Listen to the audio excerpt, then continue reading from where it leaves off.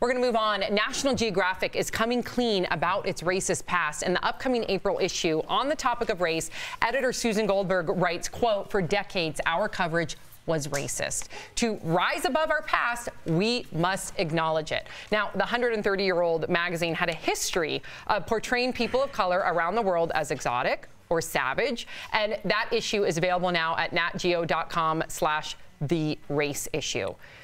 So this is pretty bold. This is their new editor. She has an open letter, and she says in order for us to move past it, we need to acknowledge it. Were you guys even aware of its racist past? You see a lot of those women, as we're looking at some of the pictures. So people of color, you see some of the women bare-breasted. That's correct. Weren't even aware that they were having their photo taken for Nat Geo and then for all to see. So exploited at the same time, and also perpetuating these negative stereotypes. Well, I think the best way to get comfortable is sometimes you have to get out of being uncomfortable. And when we talk about race, a lot of times it makes people uncomfortable. And they said the purpose of this article was to explore race, how it defines, unites, and separates us. And I think it's important for us to know that. And I think the picture they just showed was two Aboriginal people. And the caption for that said, "South Australian black fellows.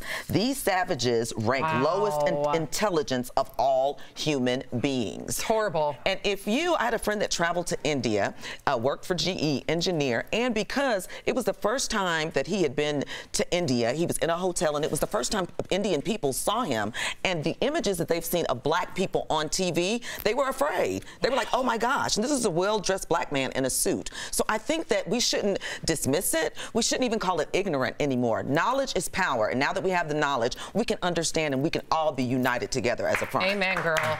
Amen. And good for them for acknowledging it. I think of Ben Affleck. If you remember that TV show Finding Your Roots on PBS, they discovered when they looked into his ancestry that his ancestors were slave owners, like many other people who grew up in the South. And he asked PBS to censor that. He did not want to acknowledge his past. And in fact, they edited it out of that episode. It was with those Sony email leaks where we finally found out about it. It's so interesting how we want to edit our past. You know, it's like, look, everybody, the past was very murky. I think, you know, with things like 23andMe, we're kind of finding out that everybody was kind of hanging out with everybody, and we'll leave it at that.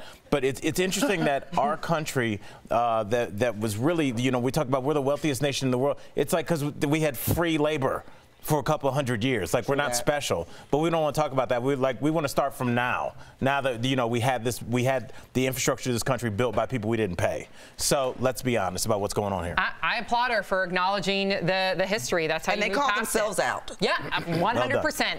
Thanks for watching Daily Blast Live. Did you know that we are live on Facebook every weekday for 3.5 hours? Did you also know that we upload exclusive new videos like crazy? Stuff like breaking news, celebrity interviews, viral videos, new apps, new food, new perspectives on the world we live in right as it's happening. So give us a like and check out some more videos. Go ahead.